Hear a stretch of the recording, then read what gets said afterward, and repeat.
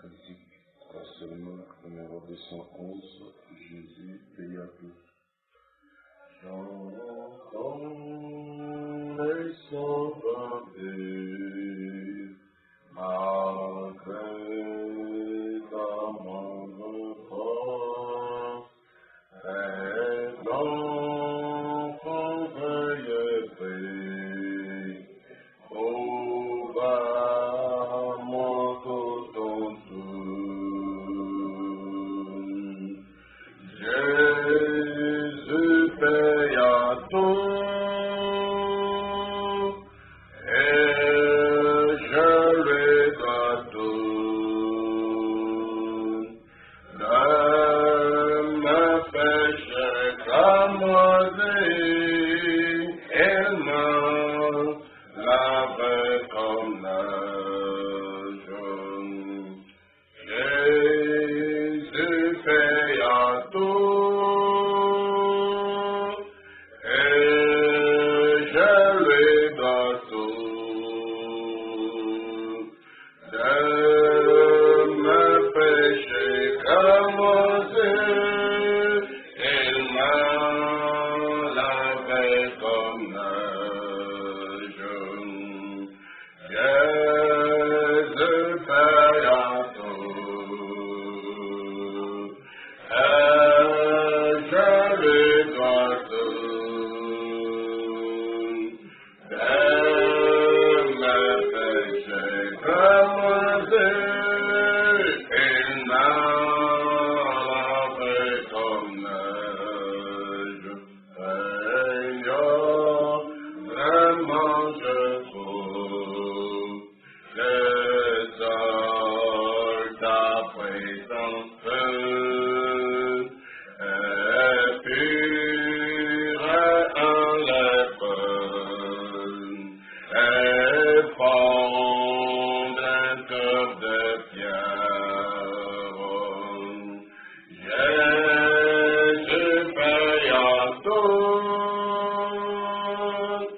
et je lui dois tout.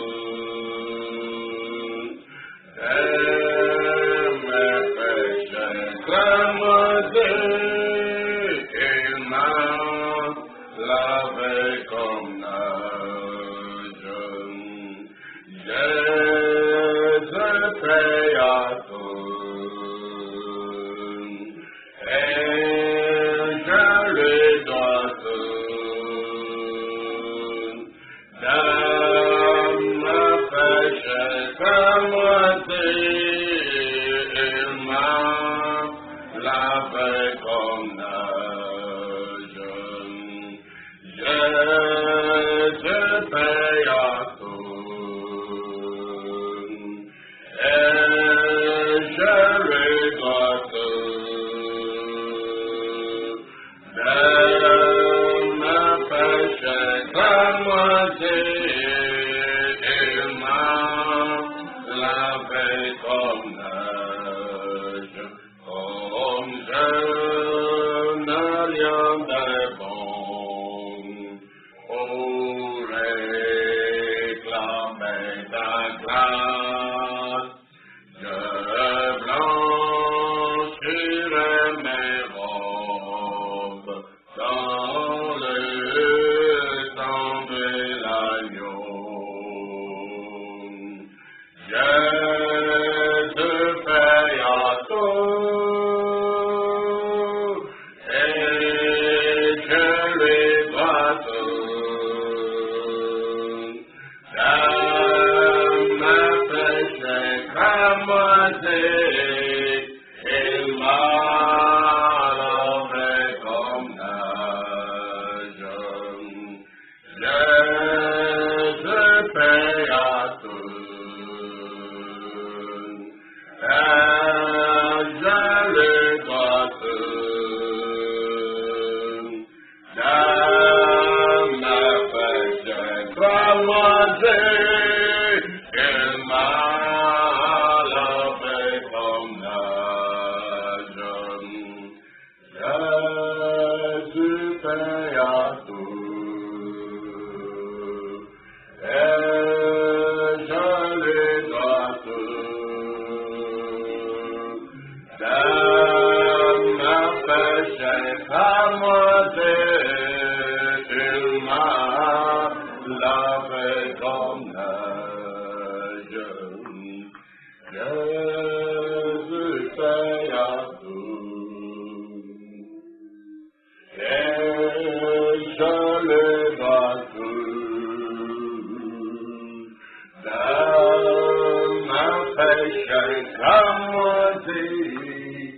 El mal fait comme neige, Jésus fait à tout,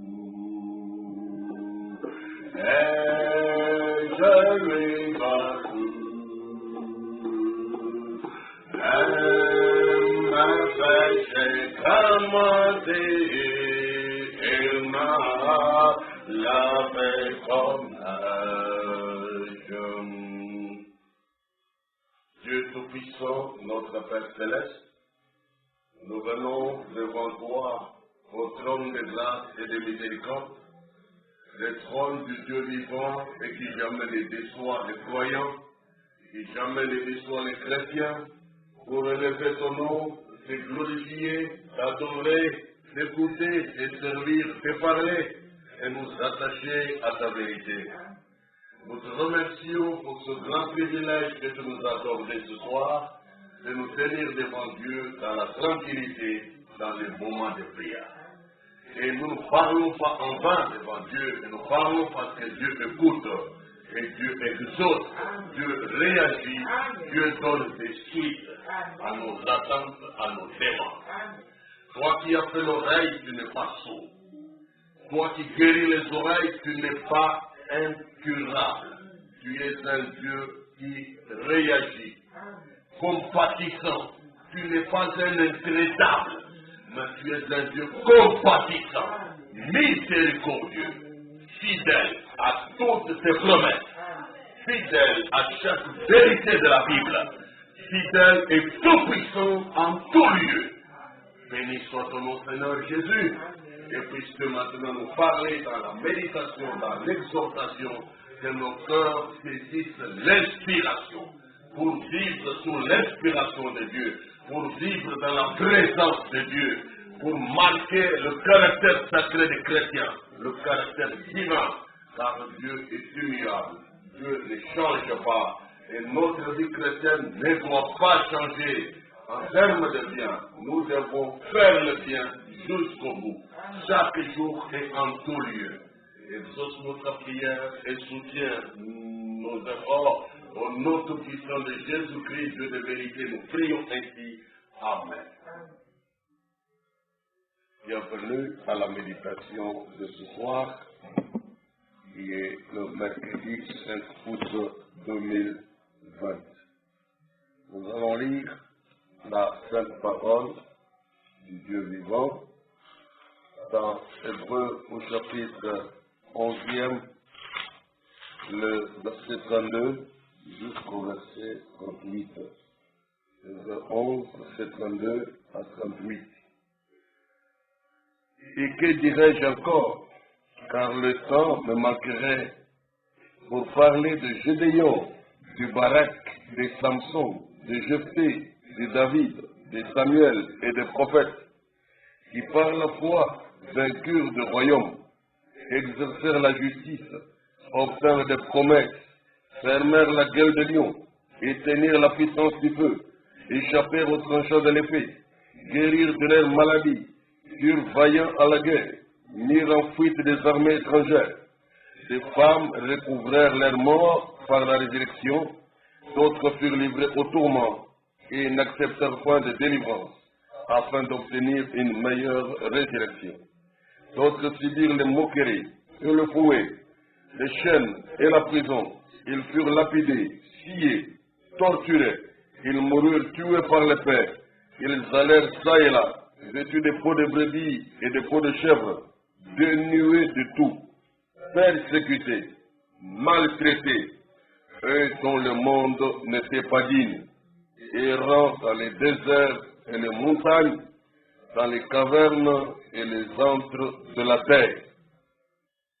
Nous lisons encore dans Romains chapitre 8, verset 35 à 39. Qui nous séparera de l'amour de Christ?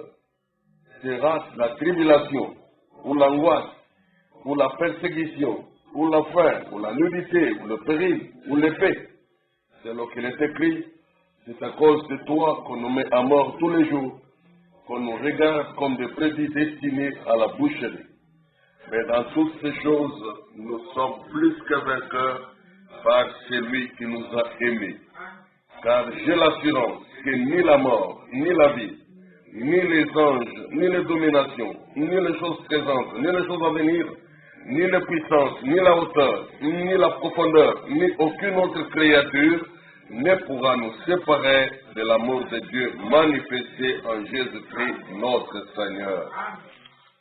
Rien ne peut nous séparer de cet amour. 2 Corinthiens enfin chapitre 6, ce chemin bien faisant. 2 Corinthiens chapitre 6, le verset 4 jusqu'au verset 10.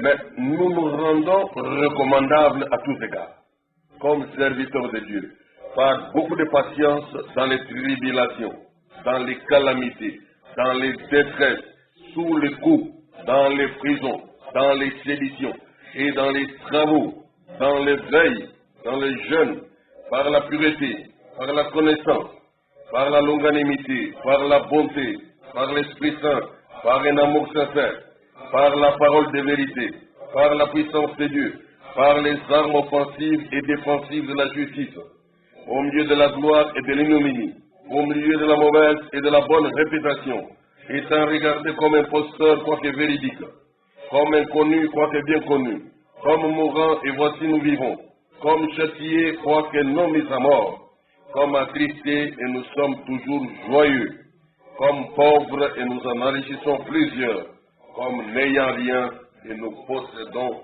toutes choses.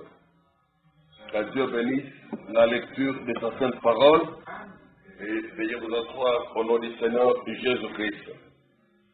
J'ai dit que bienvenue à cette méditation de ce soir par ce moment de prière qui nous est offert par la grâce de Dieu.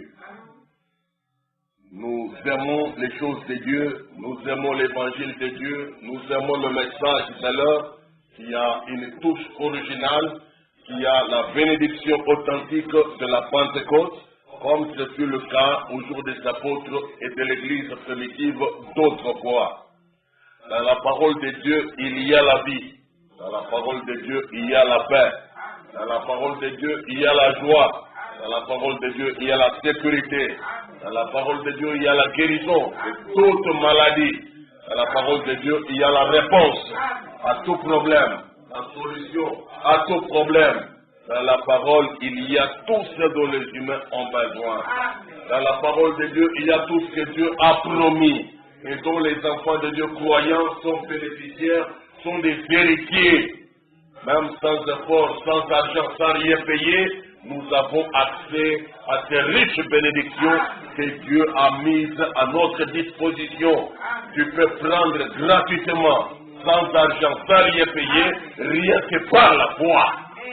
En utilisant la foi correctement, tel que Dieu nous l'enseigne, tel que Dieu nous l'apprend, tel que Dieu nous la révèle, tel que Dieu nous la manifeste, tel que la Bible nous le rapporte au sujet des saints d'autrefois, on peut utiliser la même substance foi et avoir accès à toutes sortes d'héritages qui est dans le royaume de Dieu, qui est contenu dans la Bible de Dieu.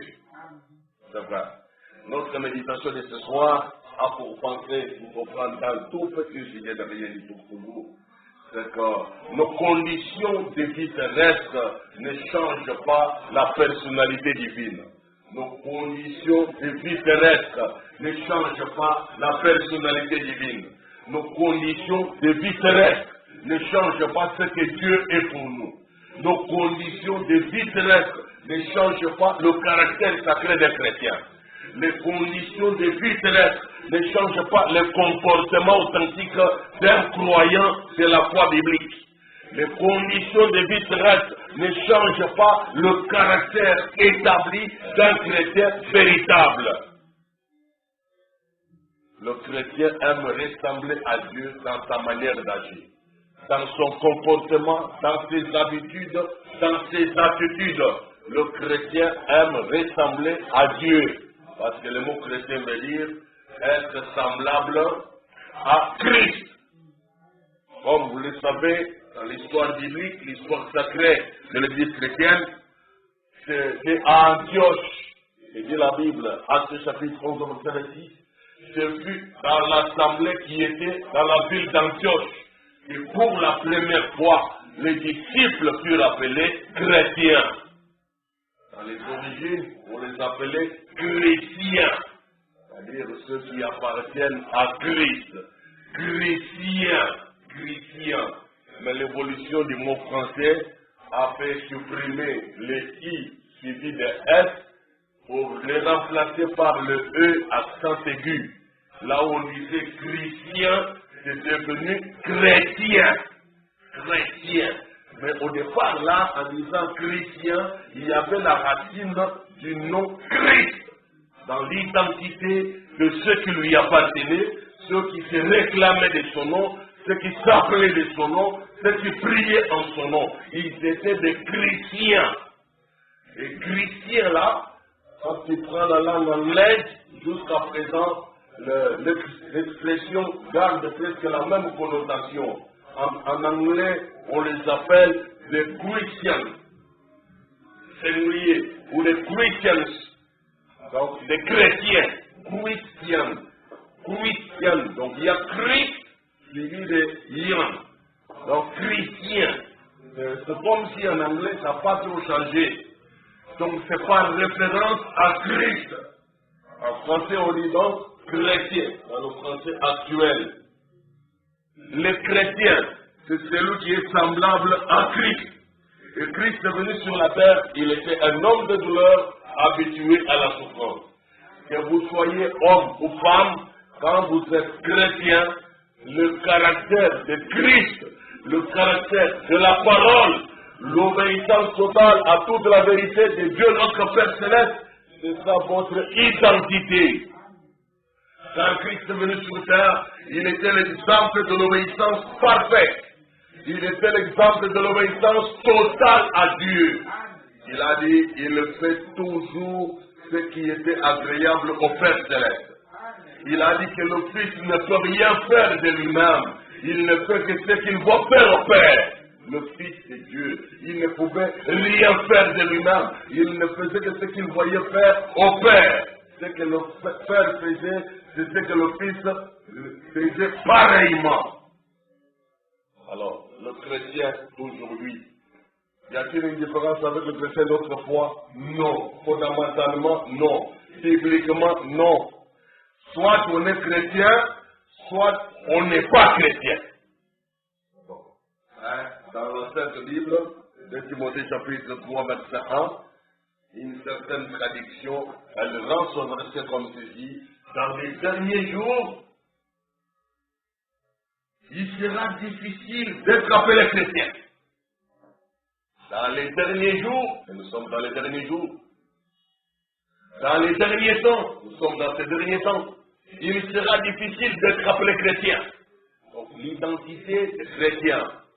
Retrouver un chrétien tel que le veut ce mot-là, ce serait difficile. Mais dans les versions habituelles, comme Scofield, mardi 8 secondes, 910, l'on dit, dans les derniers jours, il y aura des temps difficiles. C'est comme ça que ce même verset a été traduit diversement. Donc, il y aura des temps difficiles. Alors, les hommes seront obéis, ils seront fanfarons, ils seront amis de l'argent, ils aimeront le plaisir plus que Dieu, ils seront irréligieux, ils seront ingrats à leurs parents, ils seront rebelles, voyez, intempérants, déloyaux, calomniateurs, voyez, cruels, ennemis des gens de bien, aimant le plaisir plus que Dieu. Beaucoup de vices, trop de vices, des défauts des hommes dans les derniers jours qui vont les différencier fondamentalement, énormément, avec le vrai caractère chrétien que la Bible a enseigné et que la Bible nous a légué à nous, l'Église chrétienne.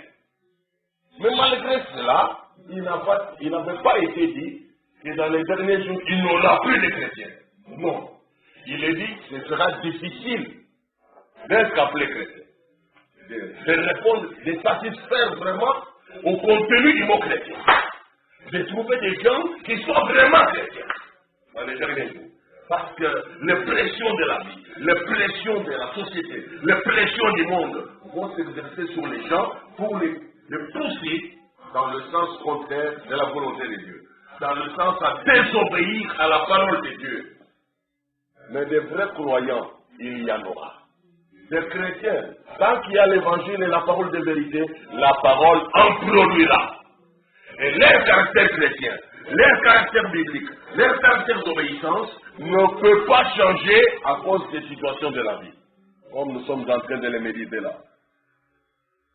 Les situations de la vie terrestre, les circonstances de la vie terrestre ne changent pas la personnalité divine. Aussi certain, aussi vrai, que Dieu ne peut changer par rien de ce qui arrive à son église, par rien de ce qui arrive aux familles chrétiennes, par rien de ce qui arrive aux couples chrétiens. Tout ce qui arrive aux humains ne change pas ce que Dieu est. Dieu demeure immuable. Aussi certainement que ça c'est vrai, sachant aussi que les situations de la vie ne peuvent pas changer le caractère authentique d'un chrétien confirmé, d'un chrétien né de nouveau, d'un vrai croyant de la parole. Son caractère va se distinguer partout. Que ce soit qu'il possède des choses de ce monde, qu'il possède les biens de ce monde, ou qu'il soit dénué de tout, qu'il soit dépourvu de tout, qu'il soit indémuni. Son caractère chrétien va se distinguer en tout lieu. Qu'on puisse élever cet homme par les hommes, ou qu'on puisse l'humilier par les hommes, son caractère chrétien ne va pas changer. Parce que c'est un caractère qui est produit en lui par la parole de vérité. Et c'est une œuvre de création du Saint-Esprit de Dieu dans le corps humain, dans l'être humain. Et ce que Dieu fait est bien fait. Ce que Dieu fait est crédible. Ce que Dieu fait, dit l'Ecclésiaste, durera toujours. C'est vrai. Si Dieu a réussi à obtenir ce résultat dans une personne, qu'elle soit un homme ou une femme, son caractère va s'établir, va se distinguer, va demeurer pour toujours. Parce que c'est une reproduction de la parole de vérité. C'est une manifestation de la parole de vérité. Et la parole ne peut pas échouer, même pas un instant. Qui dit Amen? Voilà la manière de Dieu de faire des choses. Qu'il tente, qu'il neige, qu'il vente ou qu'il pleuve, le chrétien restera chrétien. Et Dieu restera Dieu. Dans toutes les générations, Dieu ne change pas. Nous sommes certains de Dieu. Regardez dans les psaumes 102. Qu'est-ce qui a été dit? Les psaumes 102, nous prenons le verset 25 jusqu'au verset 28.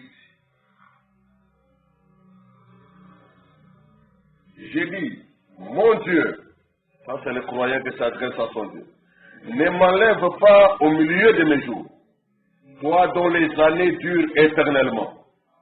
Tu as anciennement fondé la terre, et les cieux sont l'ouvrage de ta main.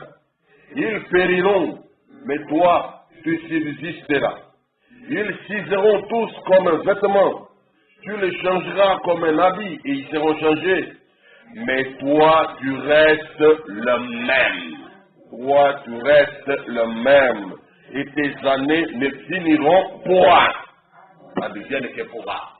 Dieu restera le même. Hébreux 13, verset 8.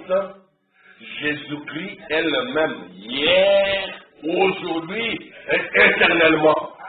Jésus-Christ qui est Dieu, il est le même hier, aujourd'hui et pour toujours. Il ne change pas. Malachie 3, verset 6, Dieu a parlé de Dieu d'Israël. Je suis Yahvé, je suis l'Éternel et je ne change pas. Dieu ne change pas, il restera le même. Et le chrétien, et le caractère chrétien aussi, que Dieu a donné à ses enfants, quelles que soient les conditions de vie, quelles que soient les circonstances de la vie, quel que soit le milieu de vie, quel que soit l'environnement dans lequel il peut se retrouver, le caractère chrétien ne changera pas. Si c'est du véritable caractère chrétien, retenons qu'il ne changera pas. Il ne va pas se corrompre, il ne va pas s'abîmer, il ne va pas ressembler au monde, il ne va pas imiter le mal, il ne va pas imiter l'exemple de mauvaises choses. Le véritable caractère produit par la parole. Mais vous voyez, quand quelqu'un a fabriqué son caractère, ça peut tenir pendant un temps, ou dans certains milieux, mais dans d'autres milieux, ça ne tiendra pas. Je vous donne un exemple.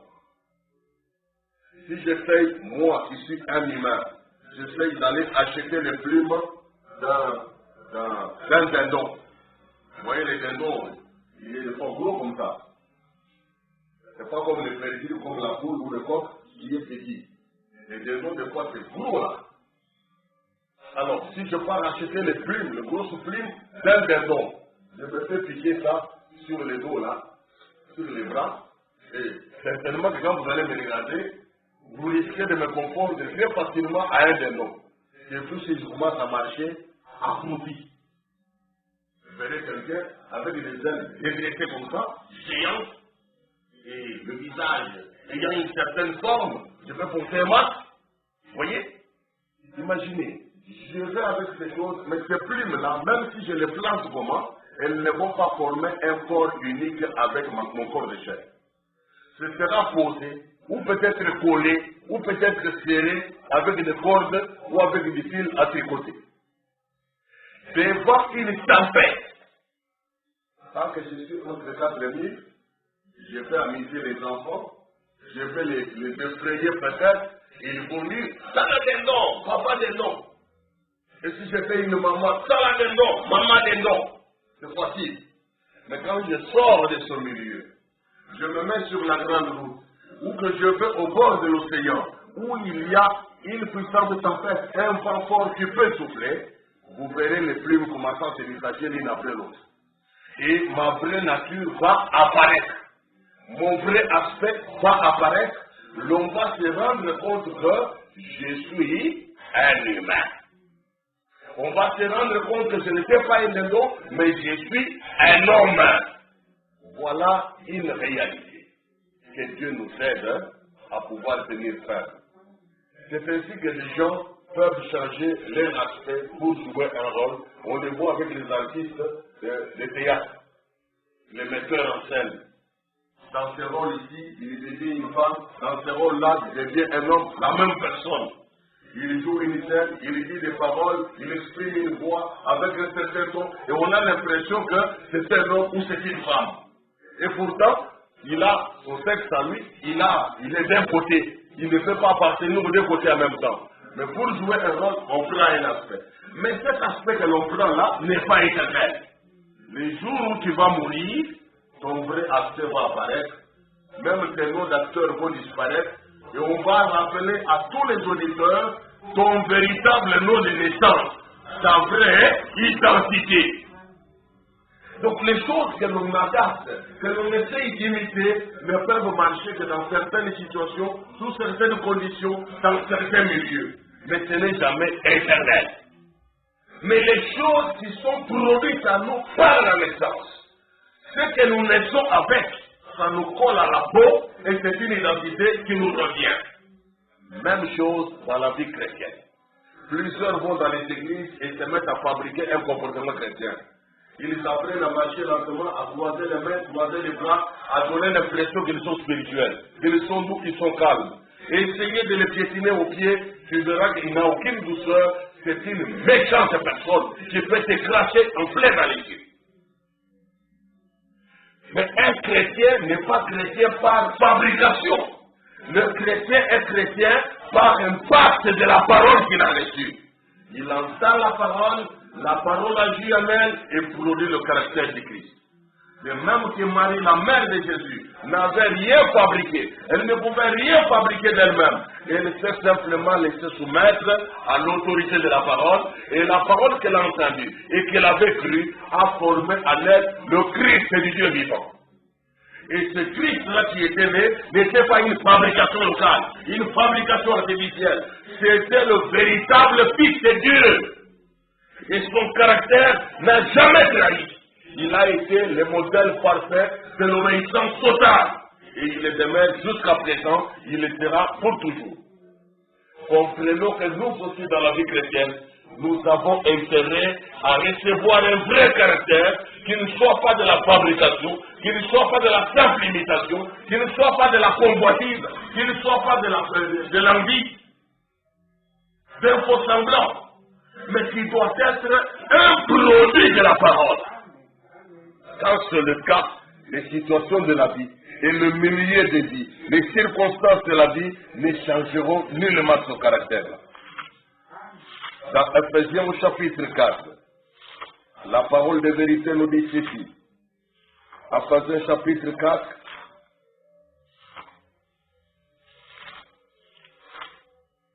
c'est écrit ceci, verset 17 jusqu'au verset 24. Voici donc ce que je dis, ce que je déclare dans le Seigneur. Vous ne devez plus marcher comme des païens qui marchent selon la vanité de leurs pensées. Ils ont l'intelligence obscurcie. Ils sont étrangers à la vie de Dieu. Étrangers à la vie de Dieu. À cause de l'ignorance qui est en eux. À cause de l'endurcissement de leur cœur. Ayant perdu tout sentiment, ils se sont livrés au dérèglement. Pour commettre toute espèce d'impureté jointe à la cupidité. Mais vous, ce n'est pas ainsi que vous avez appris Christ. Si du moins vous l'avez entendu. Et si conformément à la vérité qui est en Jésus, c'est en lui que vous avez été instruits à vous dépouiller par rapport à votre vie passée du vieil homme qui se corrompt par des convoitises trompeuses. Vous avez appris à être renouvelé dans l'esprit de votre intelligence et à revêtir l'homme nouveau, créé selon Dieu, dans une justice et une sainteté qui produit la vérité. Voyez le verset 24 là. À revêtir l'homme nouveau, c'est le nouveau caractère, la nouvelle personnalité. À revêtir l'homme nouveau, il est créé selon Dieu. Créé, pas fabriqué. Ce n'est pas quelque chose que vous imitez, que vous inventez, que vous façonnez. À partir de l'élo, dans le retard de la voyez, donc là, Jacob, tango akutana na mwaji ya Nzambe, avec qui vota Mungu na ange na mupanzi, comment tu peux t'appeler à tout passer. Ngai fait la tani la Bible, qui sont partis de Kabanjelu, n'a pas de pays. Donc, dès que la salle politique, kutana na ange, kutana na utambo déjà le corps de Jacob, nous avons des Zamba pour humanité.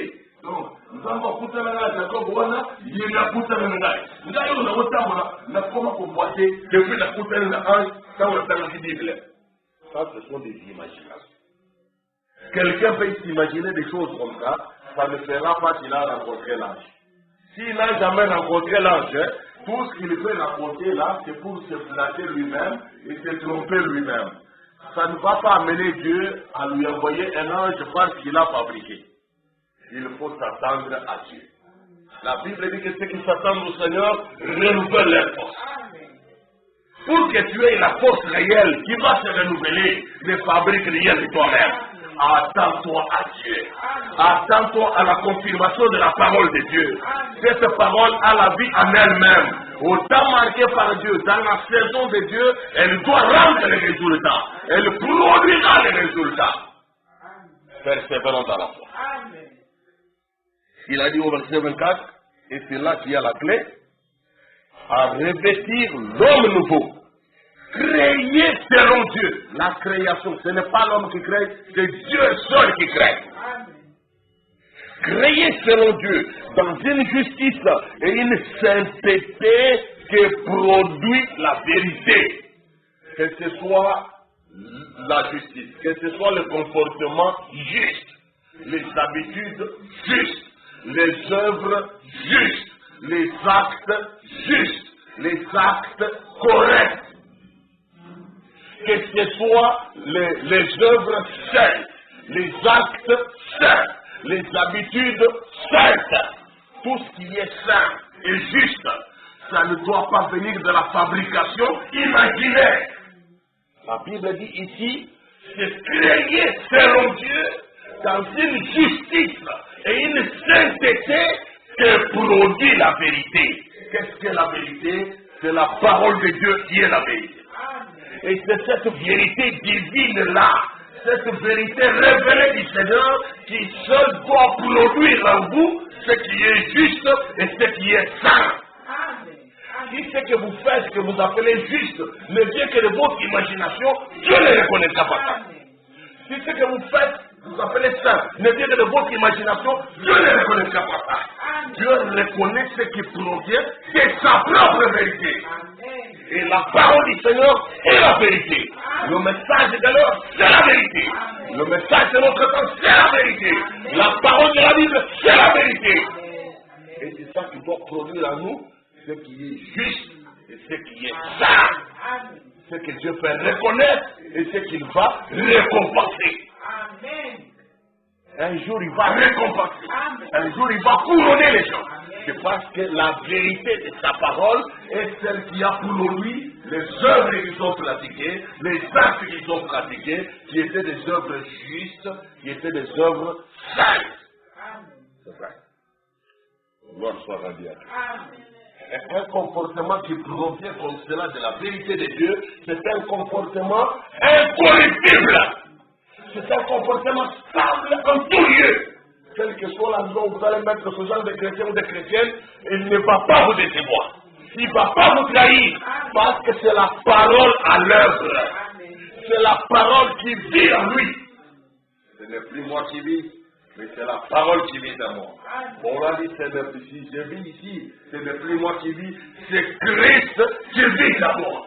Christ, il est la parole et la parole a été faite chair. La parole vit dans les hommes de chair. La parole vit dans les corps de chair. La parole vit encore parmi les hommes jusqu'à présent, ayant la vie en elle-même. Une vie automatique.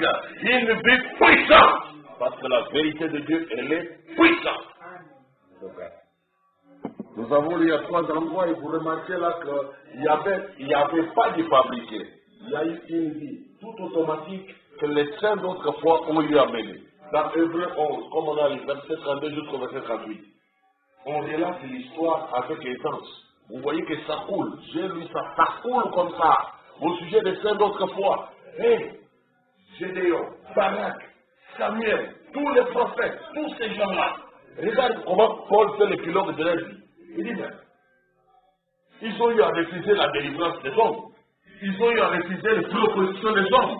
Ils ont eu à vouloir attendre la meilleure résurrection. Ils n'ont pas voulu des choses fabriquées qui proviendraient des efforts des hommes et pour lesquels les hommes vont les mettre en chanson dans les critiques, commencer à dire, lui était nous, il n'aurait pas eu ceci. Lui était nous, il n'aurait pas eu ces résultats. Lui était nous, non. Ils se sont attendus vraiment à Dieu. Ils ont accepté d'être méprisés et maltraités. Ils ont accepté, les femmes, on a ouvert les vents. Ils ont tous accepté. Parce qu'ils savaient que Dieu a le meilleur résultat. Dieu a de meilleures productions. Et Dieu fera la bonne récompense. Si on relit cela, Hébreux chapitre 11. Vous voyez? Verset 32 à 38. Que dirais-je encore? Car le temps me manquerait pour parler de Gédéon, de Barak, de Samson, de Jephthé, de David, de Samuel et des prophètes qui par la foi, vaincurent des royaumes. Des hommes qui ont vaincu des royaumes. Exercèrent la justice, ont fait des promesses, non pas par l'imagination, mais par la foi. Ils fermaient la gueule des lions et éteignirent la puissance du feu. Ils ont été dans la fournaise ardente. Échappèrent le tranchant de l'épée, guérirent de leur maladie, furent vaillants à la guerre, mirent en fuite des armées étrangères. Des femmes recouvrèrent leur mort par la résurrection. D'autres furent livrés au tourment et n'acceptèrent point de délivrance afin d'obtenir une meilleure résurrection. Voyez ça? Les 3 amis de Daniel, ils ont refusé d'être délivrés par la main du roi. Ils disent non, mettez-vous seulement à genoux comme ça, vous donnez la liberté. Adorez seulement la statue ici et vous verrez que ce n'est pas compliqué une fois n'est pas coutume. Faites seulement une fois. Mettez-vous à genoux devant la statue, devant l'idole et puis on vous donne la liberté. Ils ont dit yes! Envoyez-nous dans la fournaise, il n'y a pas de problème. Et quand on les a jetés là-bas, c'est comme s'ils étaient morts. Mais Dieu les en a sortis vivants. Parce qu'il est la résurrection et la vie. Dieu donne de vrais résultats qui peuvent marquer le temps pendant des générations. Il ne faut pas flatter ce qui vient de l'homme. Il ne faut pas regarder les secours de l'homme comme si important. Ne trahis jamais ton Dieu. Dieu peut honorer celui qui a la foi. Dieu honore celui qui s'attend à lui. Souffre à cause de la parole. Accepte le mépris et tout. Ton temps vient. Ton jour vient. Ton heure vient. Chaque arbre qui produit son fruit, mais le produit est dans sa saison. Peut-être aujourd'hui n'est pas encore la saison. Toi, attends les souffrances. Patience encore. Il vient une saison où le fruit de ton arbre va apparaître. Et Dieu est là pour te vivifier. Gloire à Dieu. Des femmes recouvrèrent leur mort par la résurrection, par la résurrection, et d'autres furent livrés au tourment et n'acceptèrent pas de délivrance afin d'obtenir une meilleure résurrection. D'autres subirent les moqueries et le fouet, les chaînes et la prison. Ils furent lapidés, sciés, torturés. Ils moururent tués par l'épée. Ils allèrent ça et là, vêtus de peaux de brebis et de peaux de chèvres, dénués de tout, persécutés, maltraités, eux dont le monde n'était pas digne, errant dans les déserts et les montagnes, dans les cavernes et les antres de la terre. Voilà les hommes avec lesquels nous allons hériter un jour le ciel. Il dit Amen. C'est ça, ce sont là tes frères et tes sœurs dans la foi. Tes frères et sœurs qui t'ont précédé dans ce royaume, le royaume du Seigneur. Que leurs âmes reposent en paix. Oh, c'est terrible. Je vais lire un peu ici dans les sermons, l'église de Fès, prêché le 5 décembre 1960, le paragraphe 39 à 41. Provenam dit ceci. Comme Daniel a entendu les sept tonnerres et qu'il ne lui fut pas permis de... Jean lui a entendu les voix, mais son livre a été scellé et le dos du livre a été scellé de cette source. Pendant, au jour où ces sources devront être ouvertes, le mystère de Dieu serait terminé. En d'autres termes, Dieu serait connu de son Église, non pas comme trois personnes, mais comme étant une seule personne. Le mystère de Dieu serait révélé. Et lorsque cela serait complètement révélé, alors les sept mystères s'ouvriraient à l'Église, parce qu'alors l'Église vivra sous l'inspiration du Saint-Esprit. Lui s'émouvant, ceci, cela, montrant par ses signes qu'il est vivant et qu'il est parmi nous. Qu'il est vivant parmi nous. Et alors, nous adorerons le Christ vivant qui est au milieu de nous. Le même Christ qui a soutenu nos frères ici d'autrefois, c'est le même Christ qui a promis d'être vivant parmi nous. Et nous devons l'adorer, lui, le Christ vivant, parmi nous. Le prophète dit, ne recherchez jamais de grandes églises. Ne recherchez jamais de grandes églises et de grandes choses. Lorsque nous arriverons à cet âge pentecôtiste, vous verrez sans aucun doute où est-ce qu'ils se sont égarés. L'église même de la Odyssée signifie riche, n'ayant besoin de rien. Alors qu'elle est nue, malheureuse, aveugle, misérable, et qu'elle ne le sait même pas. Vous voyez, ils ont couru après les grosses sommes d'argent, après les beaux bâtiments et tout le reste. Voilà les gens de la Odyssée, ce qui les préoccupe, ce qu'eux ambitionnent. Au lieu de chercher le caractère de Christ, le caractère chrétien, la justice et la sainteté de la vérité de la parole, non. Ils courent après des grosses sommes d'argent, ils courent après des beaux bâtiments, ils courent après tout le reste, des choses semblables comme cela. Mais vous, les chrétiens disciples de Jésus, ne recherchez jamais pareille chose. Soyez humbles. Laissez Dieu vous donner ce qu'il veut vous donner, ce que lui trouve bien que vous puissiez posséder. Mais que vous en ayez ou pas, ce n'est pas ça qui détermine votre caractère. Notre caractère chrétien est produit par la vérité divine. Ce n'est pas ce que nous possédons qui produit le caractère. On va se trouver l'église à Monéré. Nous tombons à Bernard, à Bernard, sombre. Nous tombons à Momo, à Paris. Ce n'est pas ça. Notre caractère n'est pas produit par ça. Ce n'est pas par l'appartenance à une certaine cathédrale qui est construite après un certain style de l'architecture. Pas ça. C'est la vérité de Dieu qui doit produire le caractère, qui façonne les chrétiens, qui façonne l'église véritable. La vérité de Dieu. Rien que la vérité. Tenons-nous-en à la vérité. Gardons la parole. Même si nous devons prier sous un arbre, gardons la parole. Même s'il faut nous retrouver dans un terrain abandonné où on a déchiqueté, je ne sais pas quoi. Gardons la parole. Gardons la parole. Que la parole nous taille nous modèle, donne l'image et le caractère qu'il faut.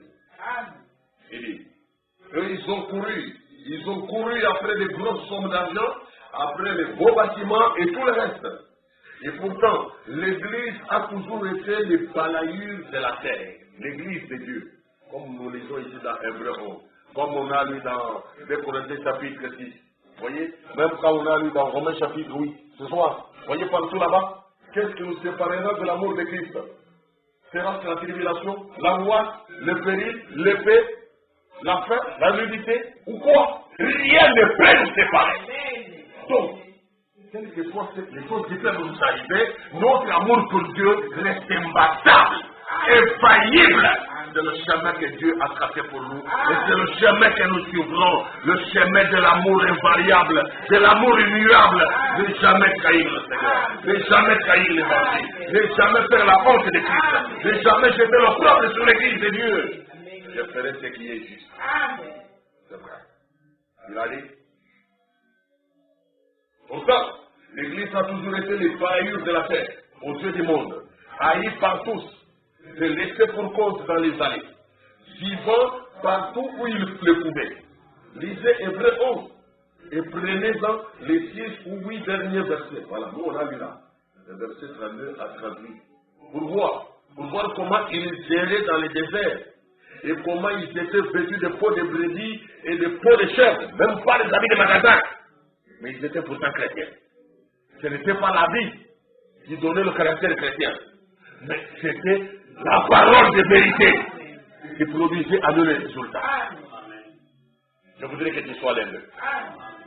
Que ta philosophie et ta méditation soient cela. Les gens ont raisonné comme un bongo. C'est vrai, ils étaient dans le désert. Et comment ils étaient vêtus de peaux de brebis et de peaux de chèvres, dénués de tout, manquant de tout. Toi, pourtant, tu as quand même quelque chose. Même si tu arrivé de manquer de tout, ton caractère chrétien doit rester inoxydable, incorruptible, invariable. Pour Christ, prêt à tout. Persécuté et maltraité. Ces gens-là, que vaudra notre témoignage face au leur au jour du jugement? Les gens de ces temps-là. La question nous est posée. Ces gens-là, vous voyez comment ils sont décrits là, dans Hébreu. Regardez comment Paul s'est décrit lui-même, dans 2 Corinthiens chapitre 6. Et avec tous ceux qui marchaient avec lui dans cette précieuse voie chrétienne. Ils étaient regardés comme mourants et pourtant ils étaient vivants. Regardés comme pauvres et pourtant ils en existaient plusieurs. Regardés comme dénués de tout, comme n'ayant rien et pourtant ils possédaient toutes choses. Donc ce que le monde voyait, ce que le monde regardait, n'était pas la vraie version. Les chrétiens ont la parole et la parole est créatrice. C'est la meilleure richesse de l'univers. Cette parole de Dieu, c'est la meilleure richesse de l'univers. Par elle, tout a été écrit. Ayons foi en Dieu. Je vais lire dans la prédication la foi. Paragraphe 67, chez le 29 décembre 1957. La foi, paragraphe 67. Ne regardez pas aux dimensions de l'Église, ni à son aspect. Qui dit Amen? Amen. Amen. Vous ne regardez pas aux dimensions de l'Église. L'Église a vous amené de bon niveau. Et ça va tout bon niveau. Ne regardez pas ça. Parce que le monde est habitué à regarder. Ne regardez pas aux dimensions de l'Église, ni à son aspect. Il y a des fleurs, est-ce qu'il y a des bouquets de fleurs à côté? Est-ce que vers l'hôtel, vers la chair, on a mis quand même des bouquets de fleurs? Ce n'est pas ça. Tout ça, c'est des accessoires, des choses véritables. Ne regardez pas aux dimensions de l'Église, ni à son aspect. Ne regardez pas à la petite assemblée, parce que nous sommes tous des gens ordinaires. Mais pensez au Seigneur béni dont la présence est ici, qui montre qu'il est vivant. Pensez plutôt au Seigneur béni dont la présence est ici et qui montre qu'il est vivant. Au lieu de regarder aux dimensions de l'Église, de regarder à l'aspect de l'Église, de regarder à la petite assemblée. On est quel? 8 gars. Est-ce que vraiment Zambawa est de Boni? Mais Dieu est venu auprès de lui, il était tout seul. Au Torah de Christ, Dieu est tout grand. Il est venu voir Élie au Torah de Christ. Et Élie était seul. Alors là où Dieu sont assemblés à mon nom, je suis au milieu d'eux. Ne regardez pas la petite assemblée. Regardez plutôt, et j'espère que vous allez voir, pensez plutôt au Seigneur béni, dont la présence est ici. Est-ce que toi qui es là, tu vois sa présence ici? C'est la question. Pensez plutôt au Seigneur béni, dont la présence est ici, et qui montre qu'il est vivant. Croyez en lui maintenant même. Et vous pourrez recevoir tout ce que vous demandez et croyez. Awa kaka ndenge otelemi wana, awa kaka ndenge ofandi wana, awa kaka ndenge ozali wana, yimela ye sasa yipi kozala na ye ezali awa, aza na bomoi mpe liloba na ye ezorapele biso makambo ya motuya, aza na bomoi kaka esika otelemi wana, soko okanisi présence na ye, soko omoni présence na ye, yimela ye kaka na minute oyo okoki koyamba mpe kozwa biloko nyonso le motema na ezoloka.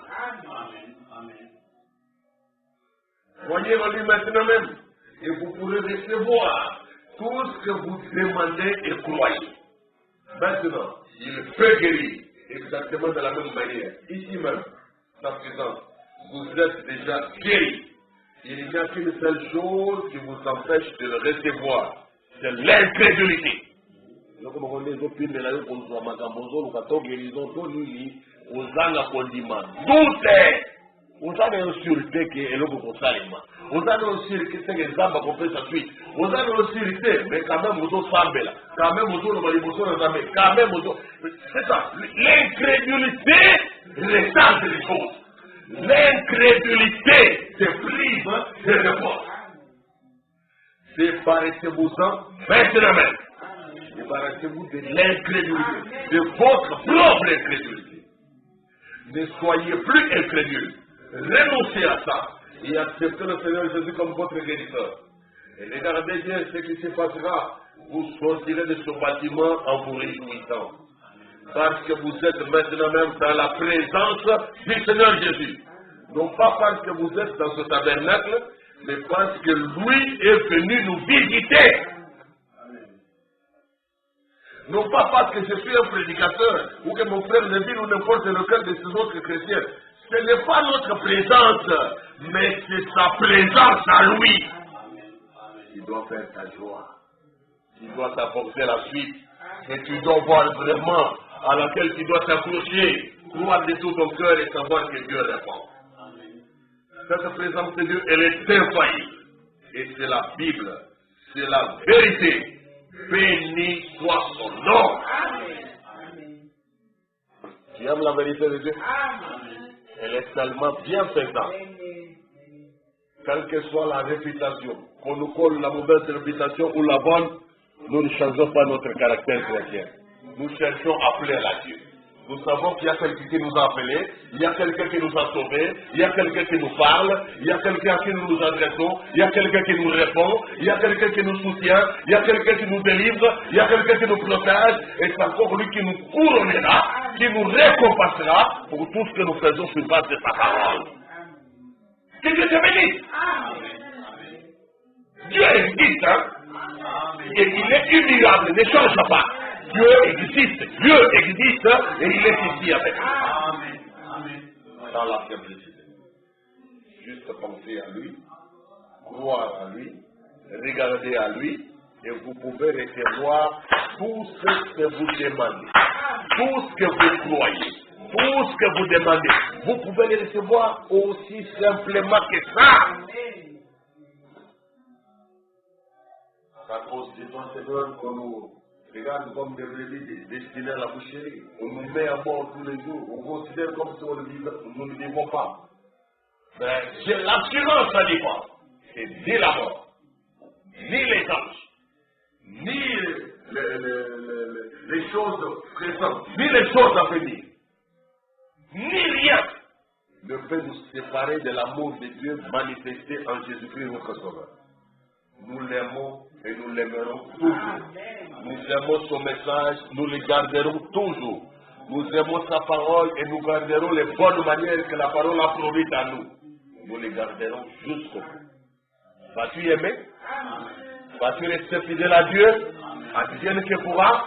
quel que soit le milieu, quelles que soient les situations de la vie, que cela ne change pas ton caractère chrétien. Que Dieu te bénisse. Nous nous mettons debout pour la prière. Cantique, crois seulement à un Rosanne Africain numéro 234, ville de perles et de lumière. Ville de perles de lumière, existons sur les hauteurs, restons encore sur terre, vivons l'état splendeur, l'amour de Dieu est clair, amour, lumière, terre, sera l'agneau lui-même. Dans cette ville hospitalière, la nouvelle Jérusalem,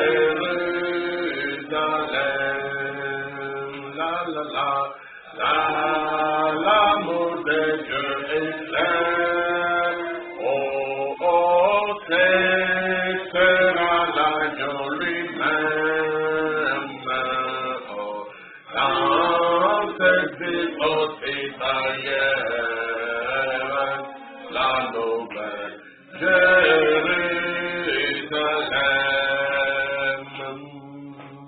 C'est là où la gloire apporte, où la joie de vie fleurit,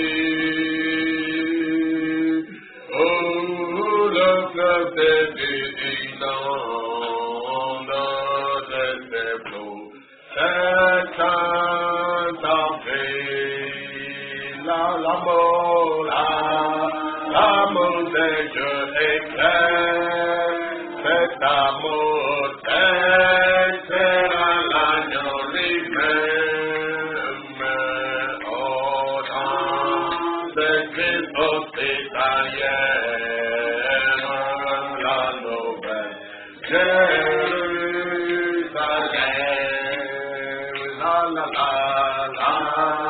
l'amour de Dieu est clair, oh, sera l'agneau lui-même. Dans cette ville hospitalière, la nouvelle Jérusalem.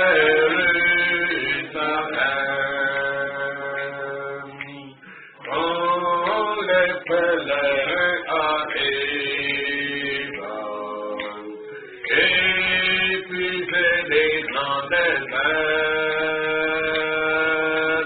oh, fontaine des orines, qu'elle répond, l'air son père,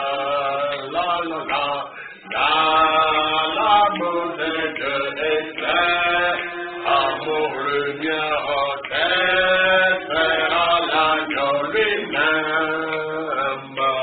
Oh, dans cette ville hospitalière, la nouvelle Jérusalem. Oh,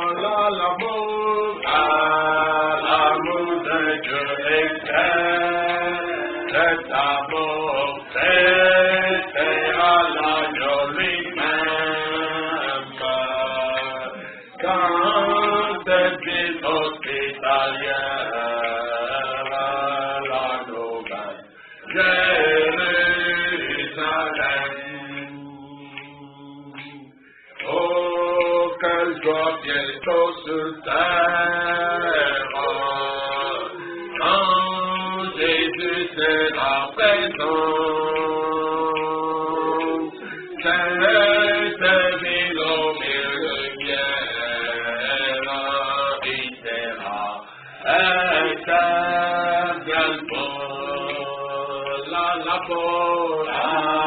l'amour de Dieu est clair, amour lumière au terre, sera l'agneau lui-même.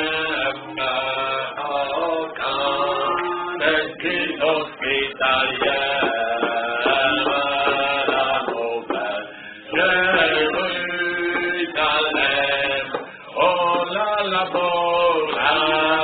l'amour éternel, amour lumière auquel sera la jolie main. Oh, dans l'esprit hospitalière, la nouvelle Jérusalem, Namboka, Namboka, Oyokito, Boka Basanto, Bana Paseye Moko, Yene, Yene, Bulikonaka, Akonge, Galilea, Ona Boka, Boka, Oyokito, Ukaine Bene, Wana Paseye Moko, Yesu, Yene, Bulikonaka, Akonge, Galilea,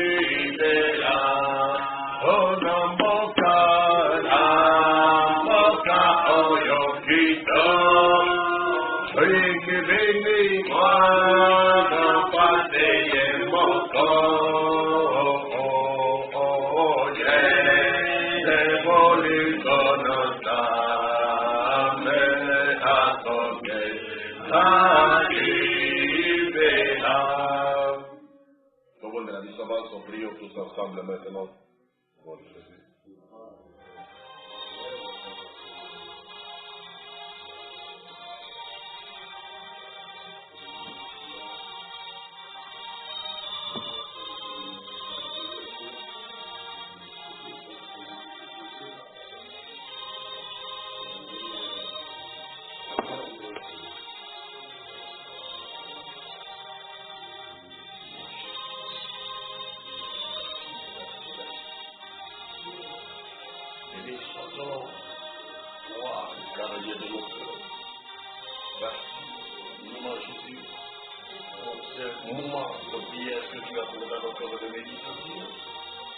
Autour de ta vérité, ainsi de la Bible, de savoir que nos situations de vie terrestre ne changent pas la personnalité divine.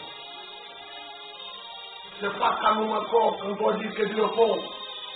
Ce n'est pas qu'à nous possédons que nous pouvons dire que Dieu est riche. Ni l'inverse. Tu es ce que tu as toujours été. Et tu les demeures éternellement.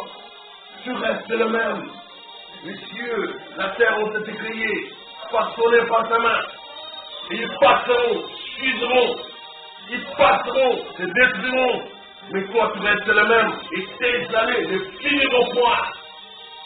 Laisse que nos cœurs voient en toi ce Dieu incomparable, ce Dieu exemplaire, ce Dieu exceptionnel, ce Dieu surnaturel, ce Dieu unique en son genre, qui fait du bien, fidèle à ses promesses, fidèle à cette parole sortie de sa bouche, fidèle à cette vérité biblique, qui la soutient, l'a permis. Pour les croyants, l'Église du Dieu vivant, pour les croyants, les chrétiens qui veulent cette identité, qui veulent ressembler à Christ, qui veulent reproduire le caractère de Christ, le comportement de Christ, les bonnes manières, les bonnes habitudes du Christ Jésus. Écoute notre prière, Jésus, en cet instant, alors que nous avons grandement soif de ta présence, nous avons réellement besoin du Dieu vivant près de nous dans nos cœurs. Laisse que les cris de nos cœurs parviennent jusqu'à ton trône, parviennent jusqu'à ta table, jusqu'à ta maison, et qu'en réaction tu puisses nous faire du bien, nous envoyer les délices divines, nous envoyer la bénédiction de la rédemption, nous donner la réelle résurrection, nous donner le vrai changement de caractère, nous donner la bénédiction que tu as promis, nous donner nous la sainteté, que toi tu puisses l'agréer, que toi tu puisses achever, que toi tu puisses parfaire, que tu vas couronner, que tu vas récompenser. Nous avons réellement besoin de ce Dieu véritable. Nous avons réellement besoin de toi, le vivant, Christ vivant parmi nous, pour nous faire passer sous l'inspiration, sous l'onction de ta présence, dans la réalité du surnaturel, dans la réalité du divin, de l'invisible, dans la réalité des choses bibliques. Alors que tu nous as restauré l'état biblique, et que tu as ramené les signes d'autrefois, que tu as donné les signes d'autrefois, tu as ramené le prodige d'autrefois, tu as rétabli les miracles d'autrefois. Nous avons vu la guérison divine sous plusieurs variétés, sous plusieurs formats, Seigneur, et tu es le Dieu des miracles, qui a guéri par les dons, qui a guéri par la foi, qui a guéri par les dons des miracles, qui a guéri par les dons de guérison, de plusieurs façons, autant que possible. Dieu de diversité, Dieu vivant, Saint-Esprit vivant, puisses-tu maintenant animer nos cœurs, puisses-tu animer ton Église, animer encore nos frères, animer nos soeurs, les frères de cet ainsi, les êtres qui se livrent à toi, qui s'attendent à toi, pour renouveler la force. Visite le Seigneur, que par ta présence, tu viennes ici frère, tu viennes au plus frère, et que tu puisses donner ce qui manque, ajouter ce qui manque, compléter ce qui manque, donner la puissance qui fait triompher notre foi en toute situation. Au milieu des mépris et des maltraitances, que notre foi triomphe toujours. Parce que c'est notre foi qui ne fait pas la foi, pas par l'imagination, pas par l'imitation charnelle, mais par la foi, dans les vérités divines, dans les principes infaillibles de la parole du Dieu vivant. Oh Seigneur, garde-nous là, à tes postes du devoir, en ce lieu sûr, sous le sang de la nuit maudite, le sang de Jésus-Christ, Emmanuel. Dieu qui entend ici les péchés, Dieu qui entend et compatit, Dieu qui entend et délivre, Dieu qui entend et répand. Seigneur, est-ce que le cœur reste près de toi, de s'attacher à ta sainte présence, à ton amour inaliénable, à ton amour immuable, à ton amour impréable. Que cet amour puisse allumer nos cœurs, remplir nos cœurs, et nous rendre si attachés à toi, si pris pour l'Église, que nous ne pouvons rien faire de nous-mêmes, que nous puissions reproduire le caractère de Christ, de rien faire de nous-mêmes, de faire que ce qui se fait faire, ce que le Père fait faire, ce que Dieu fait faire, reproduire en même temps les œuvres de Dieu, les œuvres de Dieu, à nos jours, en nos temps, les œuvres de Dieu, c'est ce que nous réclamons encore. Sans toi, nous pouvons rien faire, Seigneur, tu l'as reconnu, tu l'as déclaré toi-même. Sans toi, personne ne peut rien faire. Mais toi, Jésus, les compagnons, toi, les soutiens, les graveurs puissants, que nul ne peut vaincre, ni défier. C'est chaque fois, pour nous donner des suites et des solutions, des interventions sûres et véritables, réjouissantes, pour que Dieu répond, pour que Dieu entend, et que notre jour soit parfait, comme tu as prévu cela, Seigneur. Oh Jésus.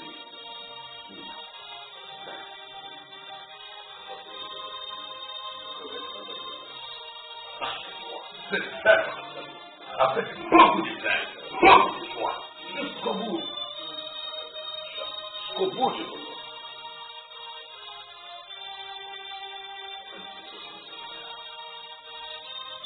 Toi,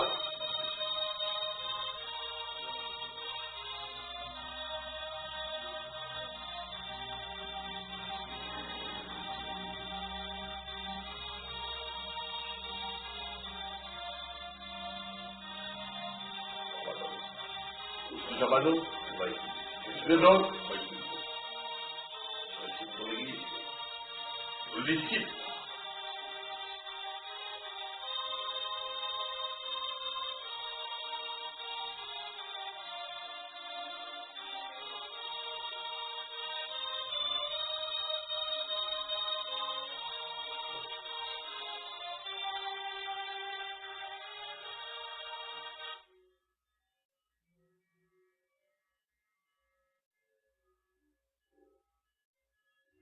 Aline sengo, aimana nakande, yesalo bitena bibi, yende ayati konang ye akupati, aimana nakande.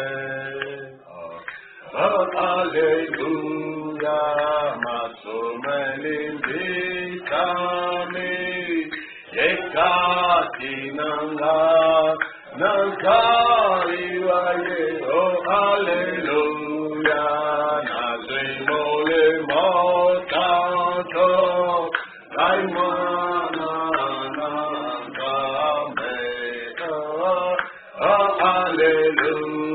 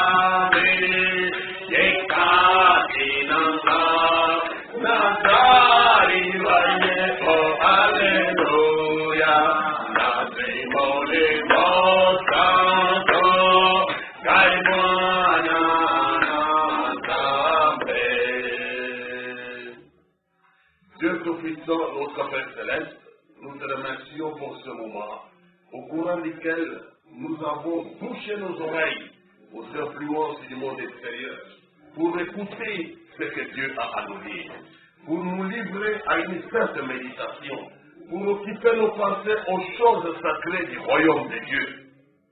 Merci pour ce privilège, merci pour cette occasion, merci pour cet avantage, merci pour ce don de grâce, merci pour ta puissance dans la parole, merci pour le secours que tu apportes à nos cœurs, à nos vies, dans notre marche de la terre jusqu'au royaume de Dieu.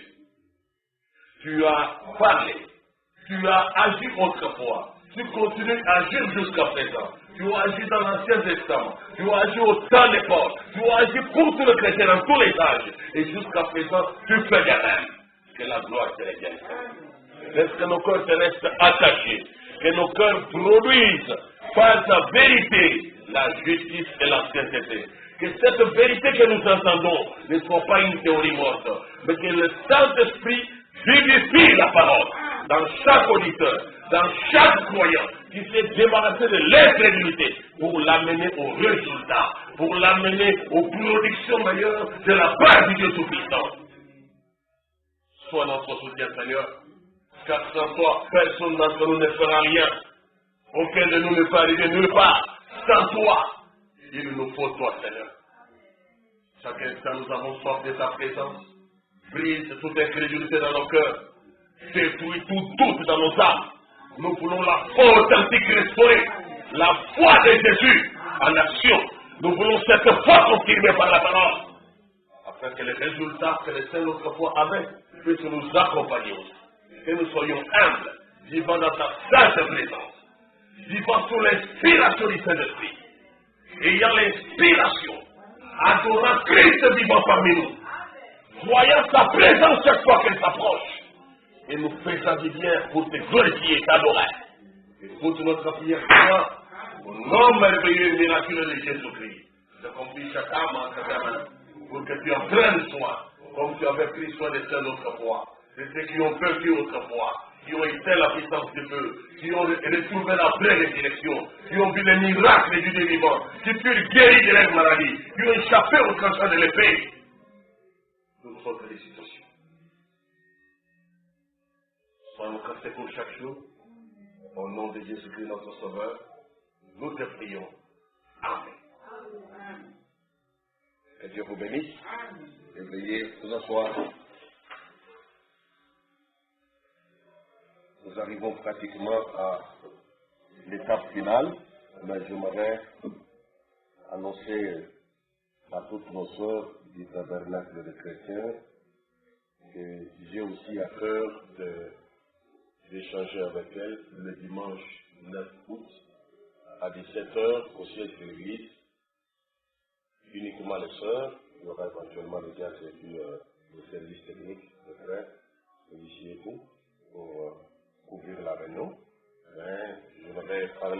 et sœurs, au sujet du même programme du plan de constitution de l'Église, le dimanche soir de 17h à 19h, comme c'était le cas avec le frère dernièrement. Cette fois-là, c'est le dimanche 9 août à 17h, donc vers le soir.